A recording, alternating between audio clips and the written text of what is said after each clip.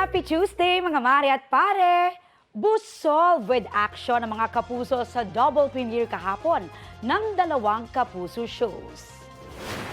Sa GMA Prime, suspense after suspense ang pilot episode ng Task Force Firewall. Thrilling ang backstory ng karakter na si Isa, na kalaunay ginampanan ni kapuso actress Kylie Padilla. Sa aabangan later, ipakikilala na rin ng iba pang magiging membro ng Task Force Firewall, played by Miguel Tan Felix, Jack Roberto, Buboy Villar, Lexi Gonzalez at Cheska Fausto. Sama-sama nilang pinanood ang premiere episode kasama ang iba pang cast members na sina Kaylin Alcantara, Luis Ontiveros, Jeff Moses, Dominic Ochoa at Glenda Garcia. Thankful sila sa positive comments ng netizens sa live stream. Interesting naman ang ipinakilalang karakter sa unang episode ng Afternoon Prime series na Kamao. Ang batikang aktor na si Neil Ryan Sese, gumaganap bilang isang closeted boxer. Hanga raw kay Neil ang lead star ng sports action drama series na si Anton Venzon. Together with the cast, may watch party rin sila ng pilot episode. Pangako ni Anton, abangan din ang pagganap niya bilang makmak batumbakal para tapatan ang commendable talent ng kanyang co-stars. Maraming learnings at realization ang cast ng upcoming kapuso medical drama na Code Grey sa kanilang ginawang immersion para sa series.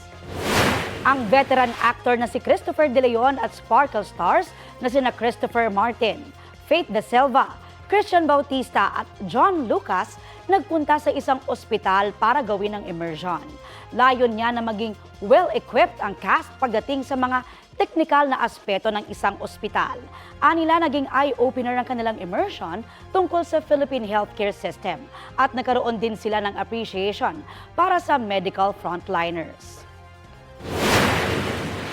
Sa emergency pa lang, kumbaga nakita ko na talaga kung ano yung mga bagay na pinagdadaanan ng mga kapwa nating Pilipino, ang ating mga kababayan, and yung struggles talaga ng life, lalo na kung meron kang niraramdam na sakit. Sobrang daming natutunan, sobrang dami kong babaunin ngayon sa pag-uwi ko about sa medical, and malaking bagay siya kasi nga ito yung gagawin natin teleserye.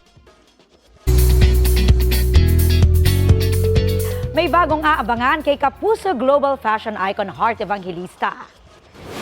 Si Heart ang isa sa mga game show master ng bagong kapuso original game show na The People Have Spoken. Makakasama niya riyan si Sparkle star Sean Lucas na nahahasa ang hosting skills sa unang hirit at TikTok Lock. Chika ni Heart, excited siya sa project na ito dahil masaya raw magpakatotoo. Dream come true naman para kay Sean na makatrabaho si Heart.